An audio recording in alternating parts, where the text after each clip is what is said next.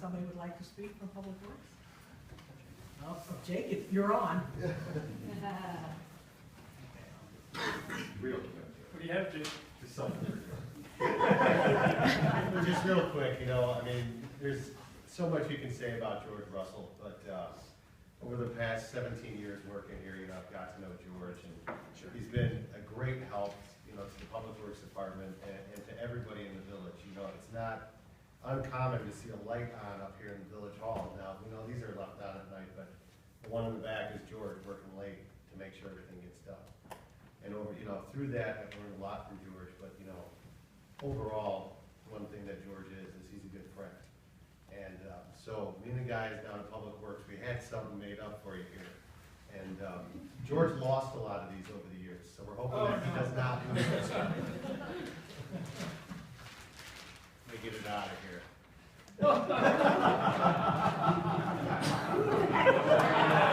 Some people get a key to the city. George gets his chrome sewer hook.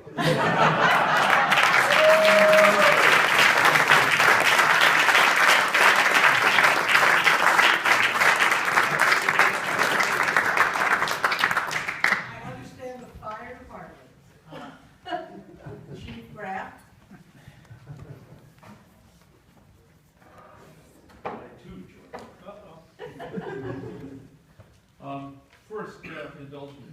On a personal note, I had the privilege of being the village president when we hired George.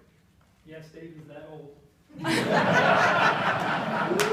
were a very young Leaving, that's why you can say this. very young engineer who had been recently working on the reconstruction of the Dan Ryan, which needs it again. Yes.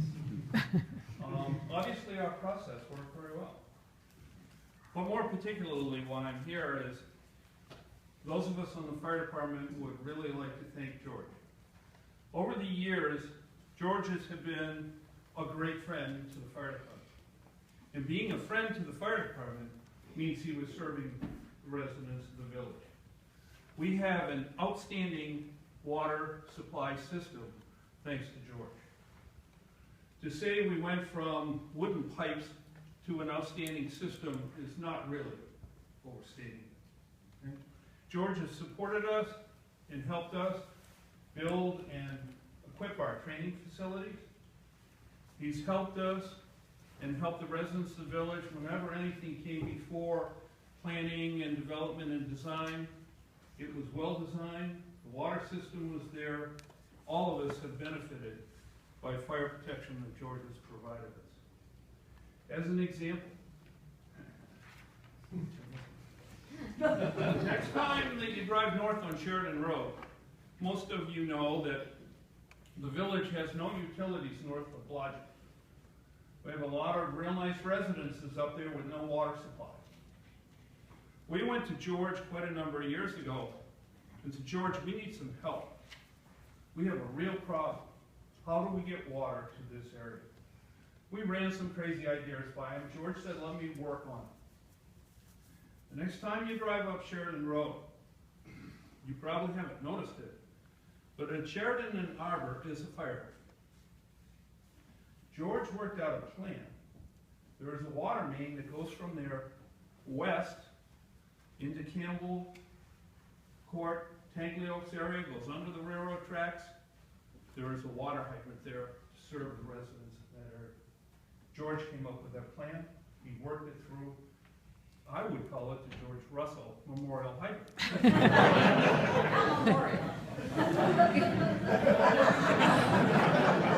I'm getting ahead of you. So in essence, I'm sorry to take so much time. George has been the ultimate fire department engineer. So for that, we have for George his very own Lake Bluff Fire Department engineer helmet.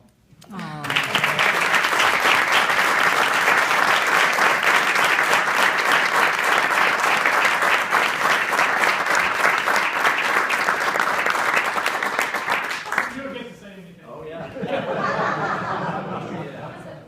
It's your party. That's right. You know what I love about it? The best part of it is the amazing wrapping jobs. Every one of these gifts, if you notice this ribbon that's falling is taped on. That was bought a grocery bag. And Jacob was bought in plastic. These guys, we love you, George. We're doing it ourselves. We haven't asked anybody to wrap these for us or do anything. It was all us. Correct? I remember. All right. All right, so there's been a theme tonight. George Russell is a man who's concerned with the details. We talked about the hydrant. We talked about him staying up late working on all the projects. And he should be concerned with details. He is the village engineer of Lake Bluff, which we've seen. He has a lovely helmet to show that off now. He's a highly trained technical professional, the village engineer of Lake Bluff, a position which only George Russell has known.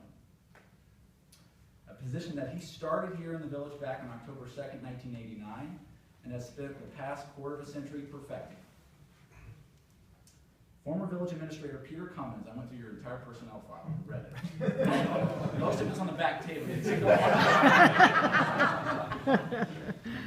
Former village administrator Peter Cummins, who I think was here when he was hired.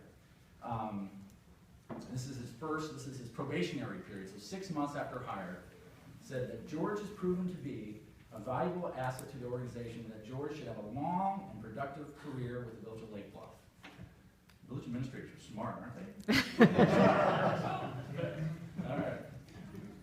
Shortly after that, after his first review, the then village administrator Peter Cummins stated that George Russell has proven to be a tremendous asset to the organization over the last 12 months and is deserving of a maximum salary allowable under the official pay plan. That's a pretty good jump. That was good back then. Wasn't a lot of money, but it was good. It was very good. So that's not bad. I did review George's evaluation, and there is completely a theme here that George is a hell of a guy. George is I think we've used the wrong evaluation tool for George over the years, looking at his so much technical knowledge and all his other skills, and it should have been rating of a human being, because then you would have always done the best in the entire village forever, because you are an exceptional person. I think when I talked to George, he used to come upstairs and I'd say, George Bailey, as in, everybody loves this, It's a Wonderful Life. And he said, oh, no, that's not me. And I said, oh, yeah, it is. You're that guy, George. You're a caring man who's proud of his family and the work that he does inside and outside these walls. And I believe for those of us lucky enough to work with George and know that he is such a humble and caring person. And we talked about technical skills. He's a smart guy. He can solve so many problems, and he's done a wonderful job for this community, whether it be, and there's a lot of people in the world that can do that, can solve complex hydraulic equations, can plan complex, epic civil projects that are magnitude that will boggle your minds. But only a few of these engineers have the passion and love that George has displayed over the past quarter of a century, building roads, sidewalks, water towers, sewers, transmission mains, curbs, bike paths. We've talked about all this project so far. I'm going to show you my gift. I think you actually need your help. Oh, there's my handmade ribbon. All right, so you hold it up. All right. All right, so we talk about all these examples all over the community of George, where he's touched. Get a little higher, come on. So this whole central business district here, right here in front of Village Hall, that redesign there, George was involved with that. All these street lights in here, George literally turned those bulbs in. You put those in one day. Yep, day after Thanksgiving. See, yeah. For holidays, he did those himself. He did all of these crossings here, the trails. Just too much to mention where George is involved with all these projects. But one thing's difficult to see in this project, or I'm sorry, in this picture, because of the scale of the drawing, is all the people that if we're here tonight, that George was involved with, and we'd be saying, thank you for helping to solve my problem in my yard. I have pushed George as long as I've known him, and I'm sure hopefully he doesn't say that too much tonight. George, one thing that he does so well is he is the white glove service of this community. He is the guy that helps every resident through the problems, whether it's small and trivial as they all are, or some of the real tough problems. George is there and he's helping, and it just says so much about him as a human being. And I think, I know, having had the pleasure of meeting their children, that George and Pam were able to instill the same caring and strong work ethic in their children, and they too have helped this village out. They've taught my children to swim. They've helped the village with its branding project. George's family is so interwoven into the fabric of this community that what I'm telling you tonight doesn't do it justice. They are an exceptional family and part of this community, and I'm proud to know you. Thank you so much.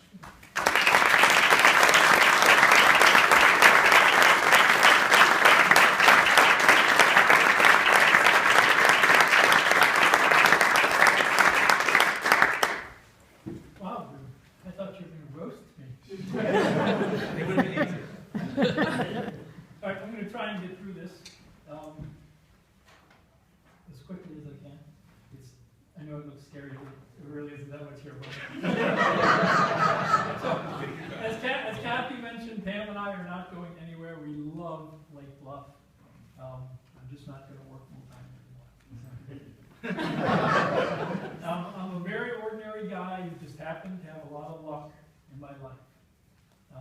Back in the early 1980s, I was a transplant from Maryland, grew up in Annapolis, Maryland, went to school right up the road, ended up taking a job about a year after graduating in Milwaukee, Wisconsin, of all places. It seemed like the other end of the world.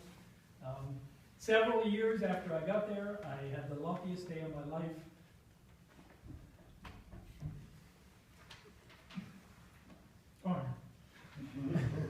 When Pam ended up in my raft. On a rafting trip. 3 years later, we were married. I transferred to, I was working for a civil consulting firm in Milwaukee. We transferred to Chicago. We were married. We were living about 10 blocks from Wrigley Field. Fast forward another year, Pam and I were going to go up to Wisconsin for a long weekend. She stopped to visit her folks in Lake Forest, just so we could say hi on the way up, and she popped open the Lake Forester and saw an ad that read, Lake Bluff, 2-bedroom, storybook home.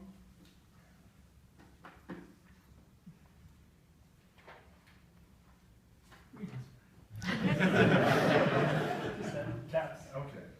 Right here? Yep. Lake Bluff, two bedrooms, storybook home on a ravine by owner. And so we became Lake Bluffers in August 1987. So, fast forward another 2 years, and Pam was again reading the Lake Forester. I was still working for the same civil consulting firm. I'd had a great 11 years with them, didn't want to leave, and lo and behold, she noticed that the village was advertising for its first ever village engineer position. I was hired. 25 and a half years later, I'm here tonight. Both of our children were born and raised in Lake Bluff. I think even now they already realize how lucky they are to grow up in a town like this.